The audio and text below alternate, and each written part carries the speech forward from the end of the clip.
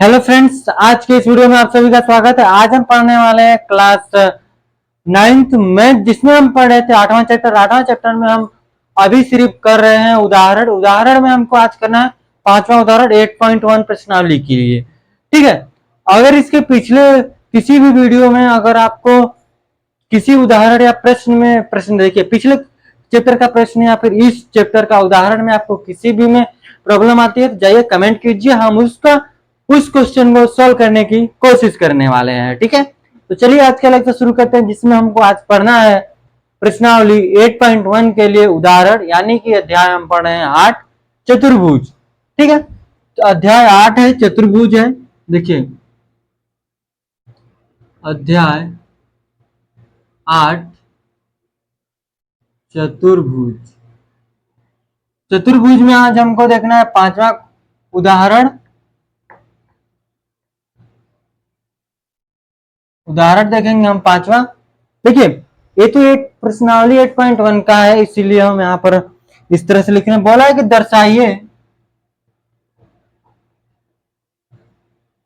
दर्शाइए कि एक समांतर चतुर क्या है चतुर्भुज के कोणों के समद्विभाजक एक आयत बनाते हैं। इसे कहने का क्या मतलब है कि दर्शाइए कि एक समांतर चतुर्भुज है, इसके जो कोण होते हैं उनको जब समद्विभाजित करते हैं तो वहां से अगर जैसे कि एक चित्र बनाते हैं उसके हिसाब से हम समझेंगे इसको। ठीक है, देखिए इस हिसाब से आपका सम चतुर्भुज समांतर चतुर्भुज है, जिसकी आमने सामने की भुजा बराबर है। मान लीजिए ए बी सी और डी। यह मान लीजिए एंगल ए है, यह एंगल बी है, एंगल सी है और एंगल डी है। जब हम इसका आधा करते हैं, ठीक है, जब हम इसका अर्धक करते हैं इस तरह से होता है। फिर उसके बाद इसको जब हम आधा करते हैं तो इस तरह से कहीं आएगा। ठीक है, फिर इसको जब हम इसको आधा करते हैं कहीं इधर आएगा, और इसको जब हम करेंगे तो कहीं इस तरह से आएगा। ठीक है, तो यह जो बन रहा है वो पूछ रहा है आयत बन है, इसी को हमको सिद्ध करना है। कैसे करेंगे उसको देख लीजिए। यहां पर हम ले लेंगे यस आर, यानी कि पी क्यू आर एस। ठीक है, पी क्यू आर एस यहां से इस तरह से ले लेंगे। अब हम लिखते हैं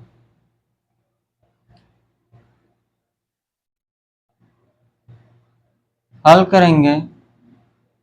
माना पी क्यू आर और यस क्रमशः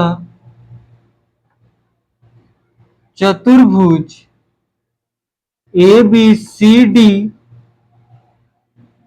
के कोण ए, कोण बी, कोण सी तथा कोण डी कोण डी के समद्विभाजक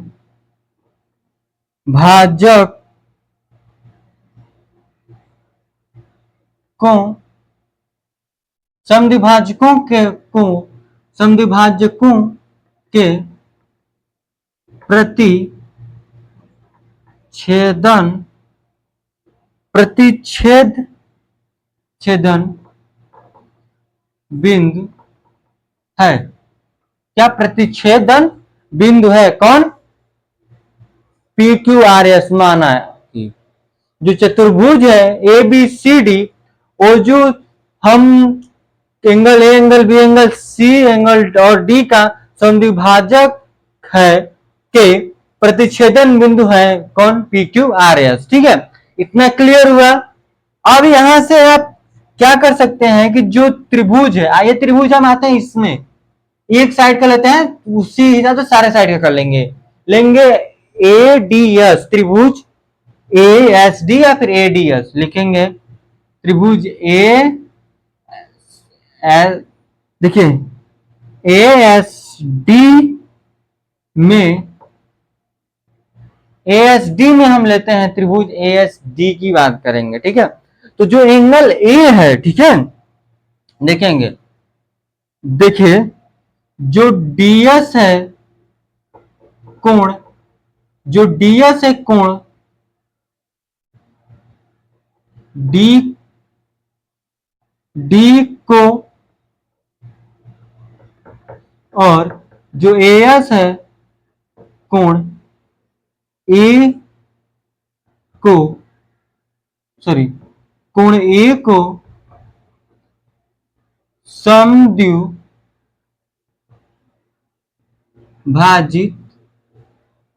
करती है।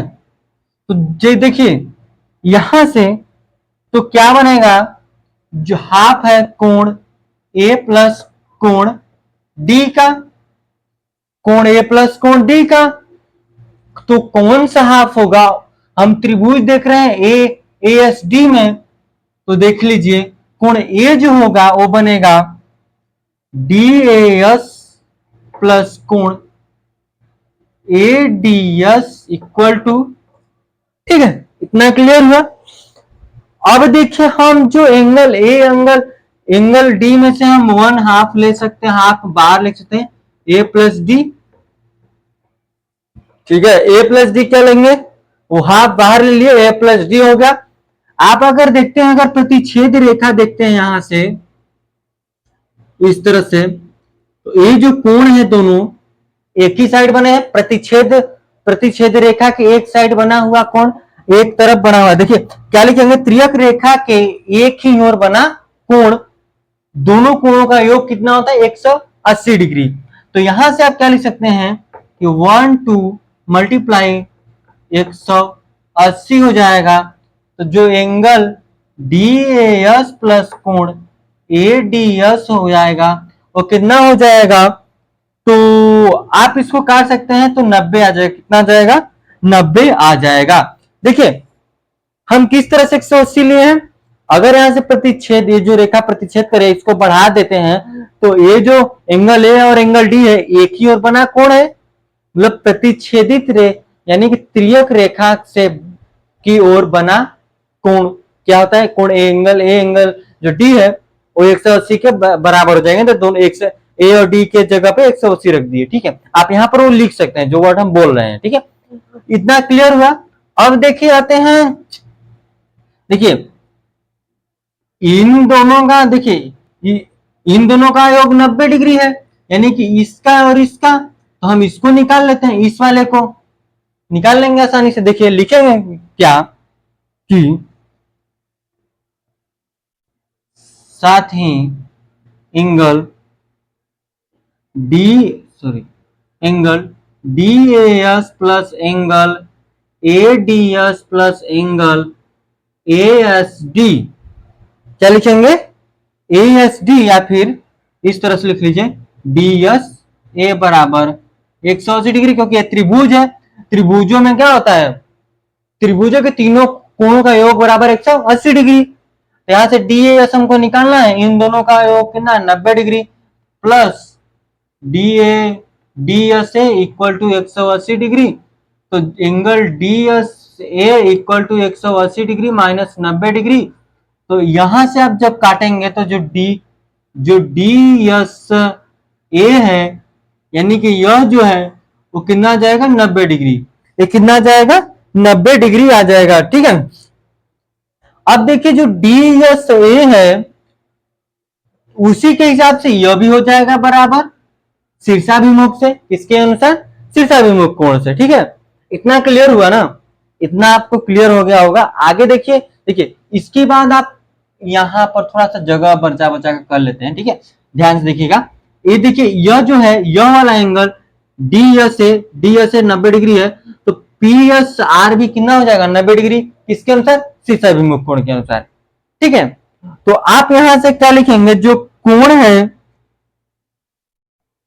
कोण पी एस आर है, वो बराबर हो जाएगा 90 डिग्री, किसके अनुसार, शीर्षा शीर्षा भीम शीर्षाभिमुख कोण, शीर्षाभिमुख कोण के अनुसार क्या हो जाएगा, वो बराबर हो जाएगा, क्योंकि पी एस ए का ही शीर्षाभिमुख कोण बनेगा, पी एस आर उसके नीचे आप लिख सकते हैं। ठीक है, अब देखिए इतना क्लियर हुआ कि पी एस आर को भी 90 हम बना लिए। अब हम देखिए क्या कर लेंगे, इसी प्रकार जो बनेगा ए पी बी, वो भी 90 डिग्री होगा। इसी प्रकार दर्शा सकते हैं हम कि जो ए पी बी है वो भी 90 डिग्री हो जाएगा। आप लिखिएगा, इसी प्रकार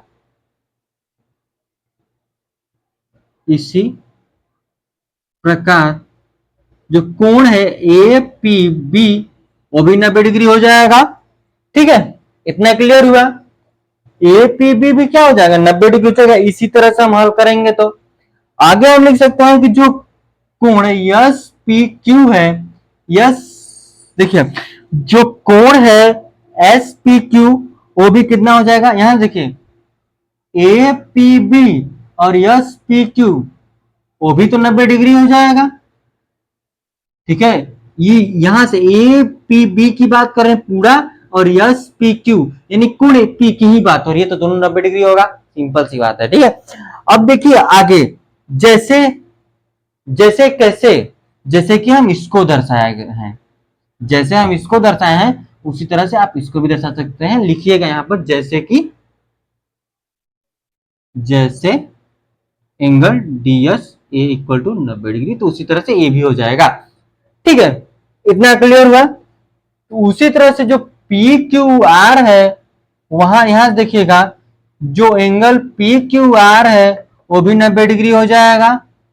आप इसको भी इस तरह का कर सकते हैं, इस साइड का लेंगे त्रिभुज, आप इसको सिद्ध करके कर सकते हैं। उसी तरह से जो जिस तरह से हम सवाल लगाए हैं, जैसे यहाँ पर इस तरह से त्रिभुज ले इस साइड का, आप इस साइड का ले लीजिए, उस साइड इसी साइड इधर का भी ले लीजिए, इधर का भी ले, सॉरी इधर का नहीं ले पाएंगे ना, आप इस दोनों साइड का ले सकते हैं।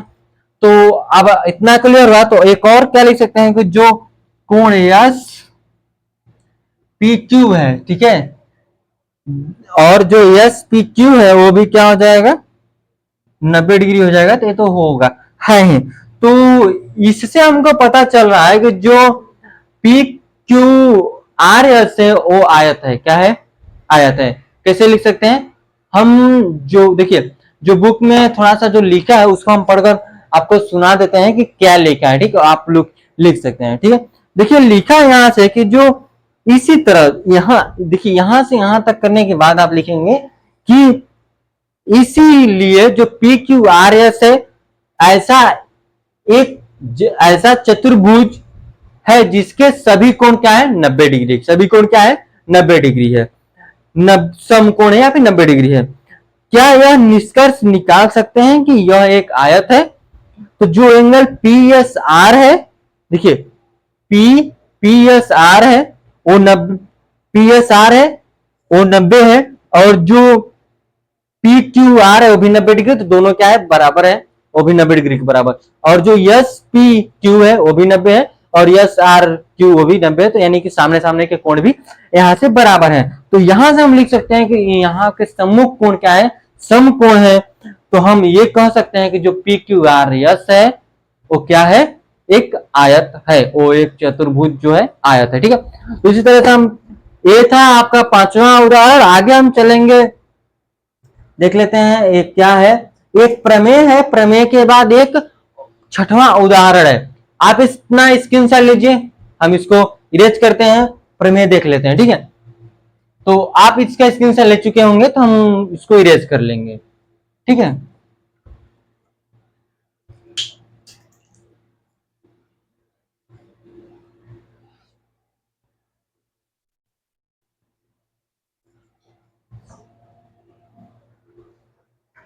देखिए प्रमेय क्या बोलता है, प्रमेय नंबर 8.8 है, प्रमेय है 8.8 है, जिसमें हम प्रमेय देखेंगे। देखिए ना क्या बोला है कि कोई चतुर्भुज एक समांतर, देखिए क्या लिखा है, इसको हम पढ़कर सुना देते हैं, ठीक है, 6 वर्ष ज्यादा कि कोई कोई चतुर्भुज एक समांतर चतुर्भुज होता है यदि उसकी सम्मुख भुजाएं भुजाओं का एक युग्म बराबर हो और समांतर हो। तो ये तो बात सही है, आप इसको देख लीजिएगा, बुक में नहीं समझ आता है तो आप कमेंट कीजिएगा, हम इसको भी समझा देंगे। चलिए हम यहाँ से उदाहरण करेंगे, उदाहरण थोड़ा सा बड़ा है लिखने के लिए तो उसको हम लिख कर पहले आएंगे, ठीक है। तो चलिए यहाँ चलते हैं हम छठवां उदाहरण की तरफ। ये प्रश्नावली 8.1 के लिए लास्ट उदाहरण है, और अध्याय की बात करते हैं तो छठवां उदाहरण है। उसके बाद भी प्रश्नावली 8.2 है तो वहां भी उदाहरण आएंगे, बेसिक सी बात है। तो यहाँ से देखिए ये वाला हल कर लेंगे। क्या बोला कि जो ए बी सी डी एक समांतर चतुर्भुज है, ये क्वेश्चन में बना कर दे दिया उदाहरण में। समांतर चतुर्भुज है जिसमें पी क्यू क्रमशः सम्मुख भुजा ए बी तथा सी डी, क्या है, ए बी तथा सी डी मध्य बिंदु है यदि ए क्यू डी पी को यश पर प्रतिच्छेद करे, और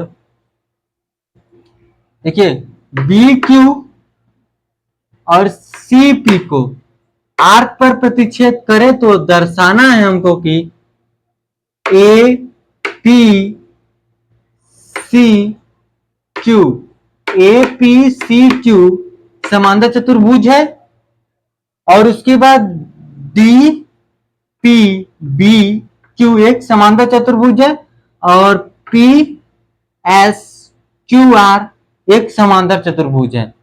तो देखिए समझ गए आप कि कहां से पूछा है। एक बोला है कि ए पी सी क्यू, इतना क्लियर हुआ।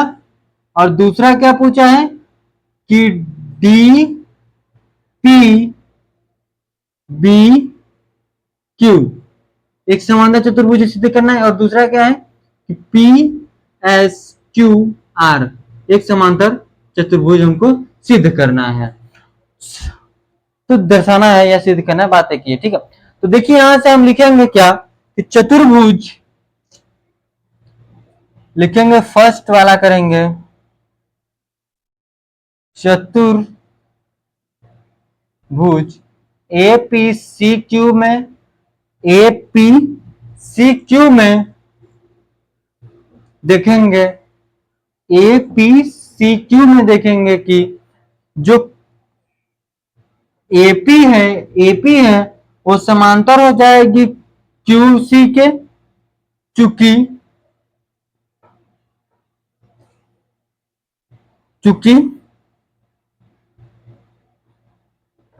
जो ए बी और समांतर है सी डी के, क्योंकि ए बी समांतर सी डी के तो एपी समांतर होगा क्यू सी के। यहां से क्लियर हुआ। अब देखिए जो एपी है, जो एपी है किसका हाफ है, ए बी का, ठीक है। जो सी क्यू है वो किसका हाफ है, सी डी का। इतना क्लियर हुआ, समझ गए, ये दिया है, क्वेश्चन पढ़िए ना, क्वेश्चन में दिया है, ठीक है।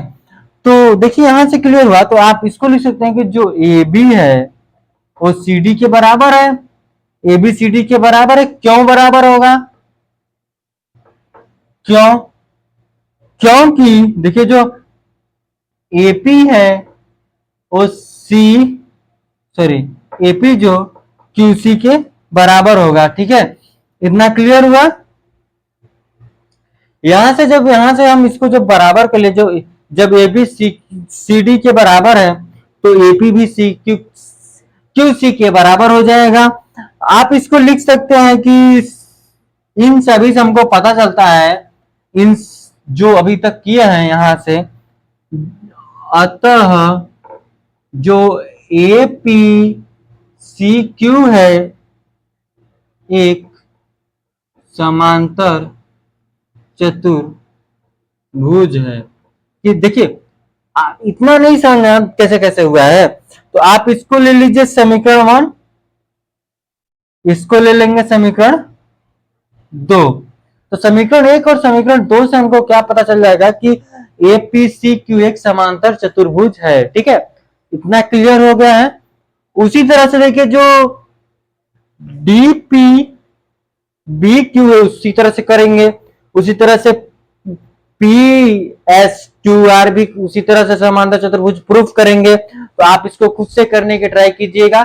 आज के लिए हम इतना रखेंगे। जो प्रश्नावली 8.1 है उसका फर्स्ट क्वेश्चन क्या बोल रहा है कि एक चतुर्भुज के कोण 3:5:9:13 के अनुपात में है, एक चतुर्भुज के सभी कोण ज्ञात कीजिए। तो हम एक कल कर लेंगे, एकदम आसान है। ठीक है, इसको मान लीजिए सभी को लिख लीजिए आप इस तरह से 3x + 5x + 9x + 13x = 360। इसके बाद आप x का वैल्यू फाइंड कीजिए, फिर उसके बाद बारी बारी से सभी कोणों पर, जैसे कि 3x है, जो x का वैल्यू आएगा 3 का मल्टीप्लाई x कर देंगे, वहां से आपको सभी कोणों के मान पता चल जाएंगे। तो उसको खुद से करने की ट्राई कीजिएगा, हम बता दिए कैसे करना है। तो आज के लिए बस इतना रखेंगे, प्रश्नावली करते हैं कल 8.1। किसी भी क्वेश्चन में आपको कोई भी दिक्कत समझ में आती है, नहीं आता है, तो आप कमेंट कीजिए। तो आज के लिए बस इतना रखते हैं, धन्यवाद।